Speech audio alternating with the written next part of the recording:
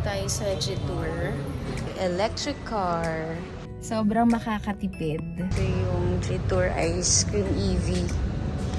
Steering wheel niya parang pa letter D. Yung upuan parang yung gaming chair. Pero sobrang nakukutan talaga ako dito. Parang pihitan lang na. Yung sa radyo. Kung tipid mode, mag electric car. Ayan. Ayan, tipid. Mahal nga lang yung unit, pero tipid kasi sa charge lang siya. Sign ng car ko. Ayan. Kung gusto mong makatipid, wala nang gas. Oo, yan. Ito yung vanilla, tapos ito. Ano tawag sa color? Purple. Ayan, so titignan natin yung ano. Blueberry siya, mama. Tamang ano. Blueberry, ito. Talagang parang mga ano siya na ice cream, no? Kaya pala ice cream. Oo, flavor kasi siya na ice cream. So talaga yung bet ko na color, white. Ayan, may halong yellow. Yung interior niya, gray, yellow, black, tapos yellow din yung mga stitchings. Ang ganda. Yung upuan parang ano lang, yung gaming chair. Ang cute. Pero sobrang nakukutan talaga ako dito. Parang pihitan lang ng ano, yung sa radyo. Sayang wala nga lang test drive. Lilipat ako sa driver's seat para mas ma-feel ko. Ma-feel talaga. Ayan. Dito tayo sa driver's seat. Ayan. Dito sa driver's seat. Ganyan. Steering wheel niya parang pa letter D. Tapos may mga controls na dito. Ganyan. Etong screen hindi siya touch screen. Pero okay lang 'yun. May aircon diyan, saka sa dulo, meron din. And then pag tinignan naman dito sa mirror, and okay lang oh. Ang liit ang kitang-kita. Tapos yung side mirror, ayan. Para talaga sa regular, ano lang siya. Car, ang laki. Malaki pa nga to dun sa side mirror ng kotse namin eh. Ayan, yun ang kitang-kita. Ang ganda. So, itong color na to is vanilla white. And ito yung gusto ko talaga. Ayan, ang ganda. Bibilin ko na ba to? Ayan, price nitong is 699,000. Pag cash, merong discount na 50,000. And then, kung financing naman, merong down payment na 20%. And then, monthly for 5 years, 14,149. Kung ang down payment naman is 30%, which is 98,000, na magiging monthly for 5 years is 12,617. Battery life nitong ganito. Gaano? 8 hours. Bali, ang driving range niya po is 170 kilometers. 170 70 kilometers. kilometers. 8 hours of charging po. 8 hours of charging. Paano siya china-charge? Rekta dun sa ano? Yung pina-plug? Pwede lang po sa mga ganito. Dito. Anong klase? Mga ganyan mo pwede. Ay, yung pang-appliances lang, pwede na siya. Eh, paano kung hindi siya abot? Kasi nasa second floor yung ano namin eh, bahay namin eh. Extension. Pang heavy. Yung pang heavy duty. Tapos dito siya china-charge. Yes po. Gano'ng kahaba yung ano niyan? Yung cordon? Ilang meters?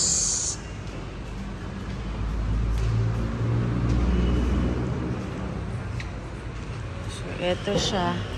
Ang cute lang niya, no? Sobrang cute lang nung ano. Para lang siyang malaki ng konti sa ano.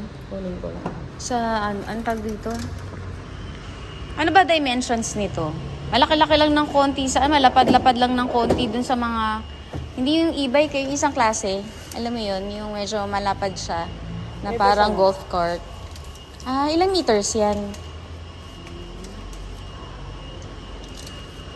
Double check. Sige. So ganito pala siya, wala siyang ano no, wala siyang compartment. No, kumbaga wala kahit yung konting wala siyang konting space. Kasi pag eto, inangat na tong likod, sagad na pala siya. No? Ganyan lang po. Kumbaga kung magkakarga dito, bababa yung Bababa likuran. Okay. Mahaba-haba din naman siya. Talagang pala dyan, mag-extension na lang, no? Parang one lang. Parang, oo nga, no? Mga 2 meters din. May 2 meters lang, Nasa 2 meters. Basta heavy duty lang na dapat, extension. Kung may ganito naman kayo, pwede rin mo. Ano? Ganyan po, nasaksakan na siya. Oo. Ordinaryo lang pala yung Akala ko naman, baka yung, katulad sa aircon, di ba, na bukod yung ay, nasa 2 meters lang eh. 2 meters lang. Merong ito ba yung sa, ano ba to? Ano yung dalawang, sensors? Opo. Okay, Pag sensors. reverse po. Mm-mm. Tapos pag pipindutin nito ma'am, pag i-open, dito lang. Saan? Ito po. Ito yung sa likuran? Yes, ma'am. Mm-mm. Paano yung start? Nasaan ba yung start button?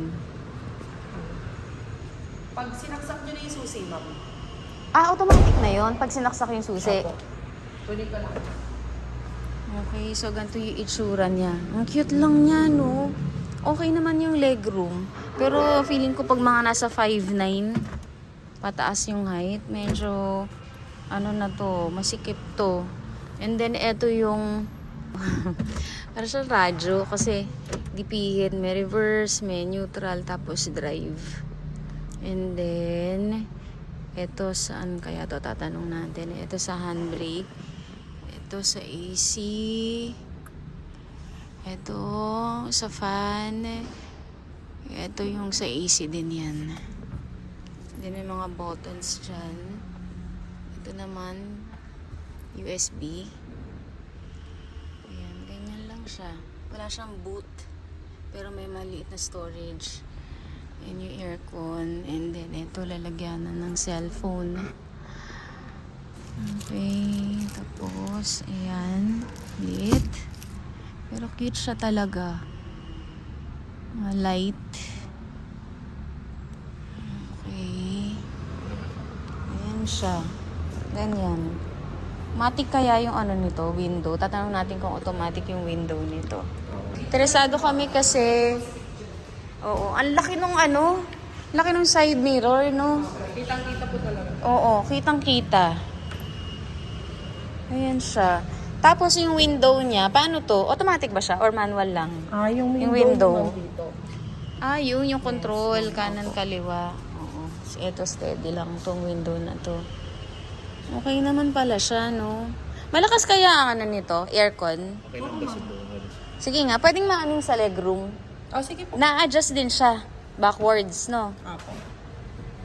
Tingnan nga na, tingnan natin. Oo nga, ayan. Okay naman. Tapos, yung plus, accelerator. Apo. Minus Tapos, yung sa preno. Okay. Oo nga, madali lang to. Pag-aralan, ano? Oo, ma'am.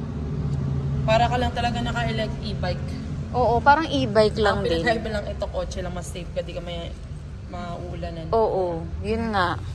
Pero parang ganun lang din siya, no? Same Parang, na same lang, ma'am. Pero ang Oo. kaibahan nito, pwede sa NLEX, ma'am. pwede ba to sa NLEX? Di pag na-register to, may idea ka ba kung magkano pa-register ng ganito? Ganito, ma'am. Oo, may Same idea lang ka. siguro na sa LTO, ma'am. Something 12. Paano yung insurance nito? Insurance, ma'am. Depende po kung sa amin kayo kukuha. Pag sa inyo, magkano insurance? Ano, ma'am? Bali may... Ano yun standard yun, ma'am. May malalaman yun during release.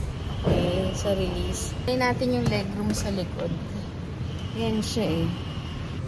Yan, itry mo nga. Ikaw nga, try mo nga yung legroom yan. Ay, okay naman. Maluwag naman, Okay naman siya, no? Ayan, ito siya. Ang cute. Ang ganda nito, oh. Ayan, kasyang-kasya sa garahe. Okay Ang liit lang eh. Okay naman nga, oo. Pero start na niya eh. Yan, start niya. Ay, punta nga ako doon sa kabila. Pwede ba? Punta tayo dun sa kabilang door. Iyon. In-insert lang ba niya? Hindi niya na-tinurn? Hindi ko nakita eh. Tingnan na, tatanungan natin. Ini-insert lang po. Ini-insert lang, di na siya tineturn Ito turn po. Parang normal na sa... pag-start ng kotse.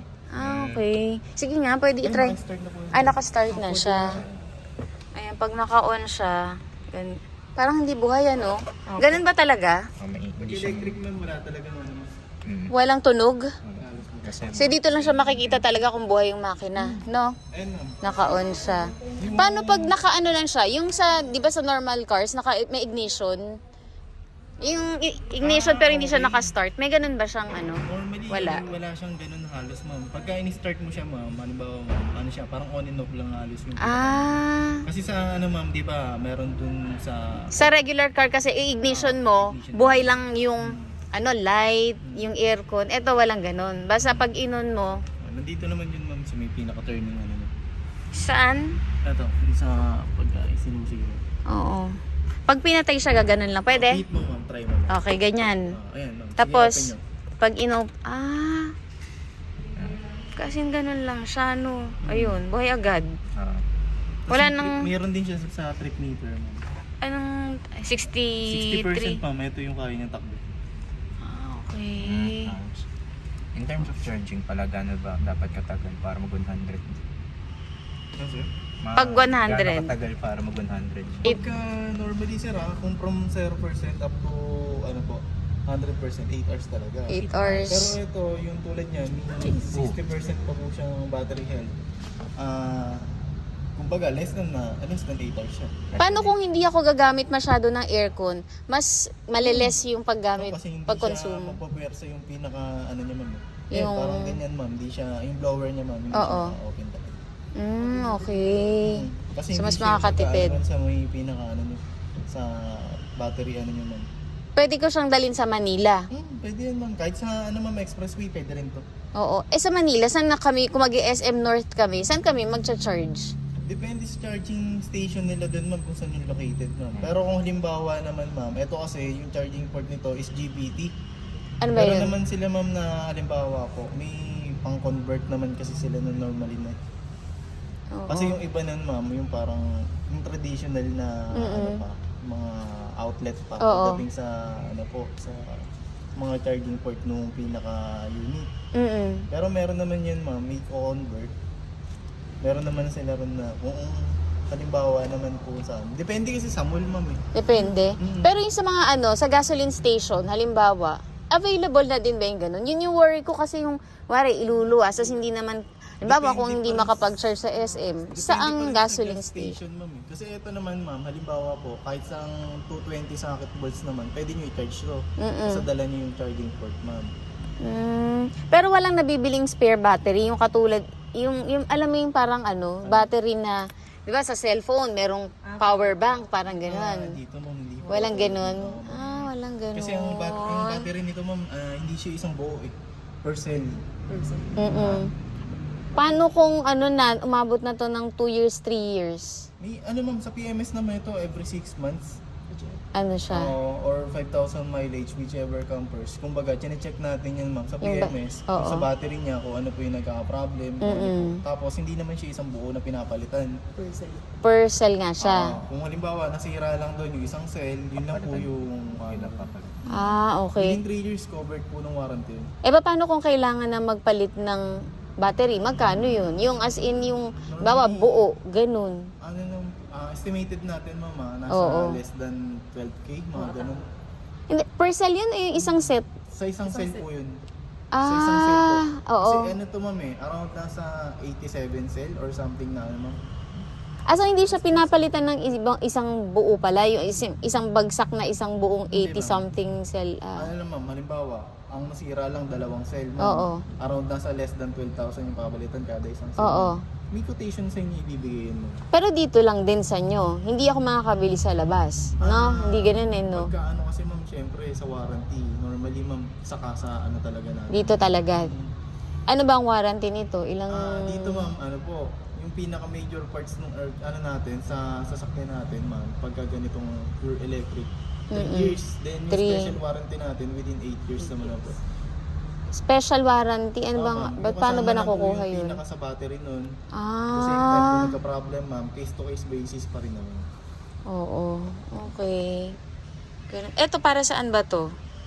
Ito sa, Sa AC mo. sa AC din. Tapos ito, Ito blower. sa blower. Oo, ito sa AC din. Ito on and off? Yung sa lamig po. Ito Okay. kasi ma'am, heat. Lamig din pala, no? Tapos ito naman yung buga ng hangin niya. Oo. Okay. Ayun, wala nga lang tong boot. Wala siyang... Alin? Echo, then... Oo. Tapos... Ay, hindi siya touch screen, ano? Hindi siya. Oo. Wala siyang boot, no? Ito lang siya. Ganito lang yung mga ano niya. 2024 model. Ayan. Ganyan siya. Ganda. Kasama na yung hub, yung ano cover. Anong size nung gulong? 12 ma'am.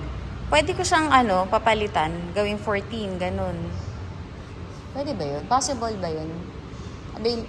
Available dito or sa labas na yun? Dito sa amin ng order. Meron. Okay. Pwede 14. 14 ba ang sunod ng 12? Or... Bibilin ko na ba to? Feel ko talaga to. Sobrang makakatipid.